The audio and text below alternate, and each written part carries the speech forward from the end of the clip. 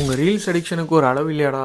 என்ன மேட்டர்னா, கொஞ்ச நாளைக்கு முன்னாடி பெங்களூர் போயிருந்தேன். என் ஃப்ரெண்டு ரூம்ல இருந்து M5 மால் வரைக்கும் போகலான்னு சொல்லி ரேபிடோ புக் பண்ணியிருந்தேன். அப்போ தான் தலைவன் வந்து அப்படி அவரும் ஹெல்மெட் போடல, எனக்கும் ஹெல்மெட் தரல. தலைவனோட டிரைவிங் ஸ்கில்ஸ் எப்படின்னா ரூல்ஸ் அண்ட் ரெகுலேஷன்ஸ் எங்களுக்கு இல்லை அப்படின்ற மாதிரி தான் இருந்துச்சு. அதெல்லாம் கூட நான் பொறுத்துப்பேன். ஆனால் தலைவன் கொஞ்ச நேரத்துக்கு ஒருக்க குனிஞ்சு ஃபோனை நோட்டிட்டே வந்தான். நான் மேப் எதுவும் லோட் ஆகலையா, வழி தெரியாமல் தான் ஃபோனை தட்டிக்கிட்டு இருக்கானோன்னு சொல்லி எட்டி பார்த்தா பொண்ணுங்க ரீல்ஸாக பார்த்து ஸ்வைப் பண்ணிக்கிட்டே வரான். நான் ஆல்ரெடி தலைவனோட டிரைவிங் ஸ்கில்ஸை பார்த்து மிரண்டு போய் தெரியாத்தனமா இந்த கிறுக்கங்கிட்ட வந்து மாட்டிக்கிட்டோமேன்னு சொல்லி பயத்தில் இருக்கேன். இதில் ரீல்ஸ் வேறு. பைக் மட்டும் இல்லை, ஆட்டோ ஓட்டுறவங்களும் இந்த மாதிரி பண்ணி நான் பார்த்துருக்கேன். சென்னையிலையும் நிறைய பேர் இந்த மாதிரி பண்ணுறாங்க. ஃபேமிலிக்கு சப்போர்ட் பண்ணணுன்றதுக்காக இந்த மாதிரி ஓலா, ஊபர், ரேபிடோலாம் ஃபுல் டைம் ப்ரொஃபஷனாகவே பண்ணுற நிறைய பேர் இருக்காங்க. அவங்களுக்குலாம் இது வந்துட்டு வெறும் ஜாப் மட்டும் இல்லை, இதுதான் லைஃபு.